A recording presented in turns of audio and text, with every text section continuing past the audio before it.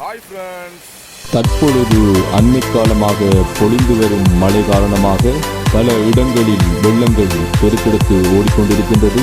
தற்போது நான் காரதீவு பிரதேசத்தில் இருந்து பேசிக் கொண்டிருக்கின்றேன். அம்பாறை மாவட்டம் இங்கினியா அணைக்கட்டு திறந்த நிலையில் காணப்படுகின்றது.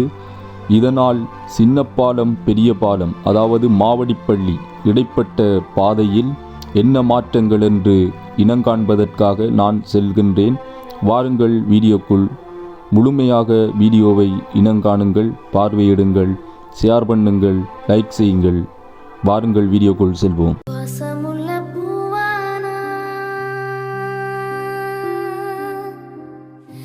வடிவெடுக்க என்னையில மின்னும் ஒரு சூரியனா மீண்டுமே நான் வருவேன். சென்மம் பல தாண்டியுந்தா சேவை செய்ய சேர்ந்திடுவே. நெஞ்சுக்குள்ள சித்திரமா உங்களை நான் தீட்டி வைப்ப. செல்லம் கொஞ்சம் வீட்டுக்குள்ள சீக்கிரமா நான் பொறப்பேன். தற்பொழுது மாவடிப்பள்ளியில் நான் நின்று கொண்டிருக்கின்றேன். பாதையில் வெள்ளப்பெருக்கு இல்லை. மழை சடுதியாக பொழிந்து வருகின்றது. வாகனங்கள் வழமை போல் ஓடிக்கொண்டு இருக்கின்றது. நீங்களும் பார்க்கக்கூடியதாக உள்ளது.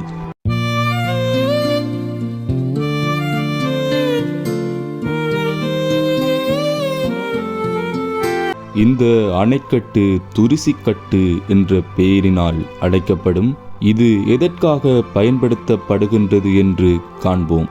இந்த துரிசிக்கட்டானது வான்கதவுகள் திறக்கப்படும் நேரங்களில் மேலதிகமாக வருகின்ற நீரை வெளியேற்றுவதற்காக இந்த அணைக்கட்டு பயன்படுத்தப்படுகின்றது.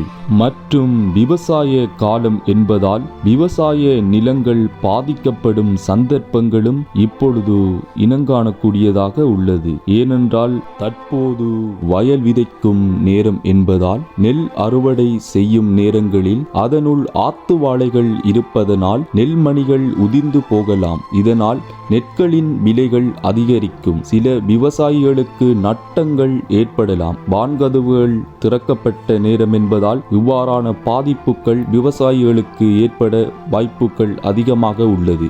வெள்ளம் எப்பவும் வரலாம், மிகுந்த அவதானமா மக்களே. பாருங்க ஃப்ரெண்ட்ஸ், சின்ன பாலத்தின் நிலைமையை. வான்கதவு திறந்த நிலையில் தான் இப்போது இருக்கின்றது. பாருங்க, இருங்க காட்டு.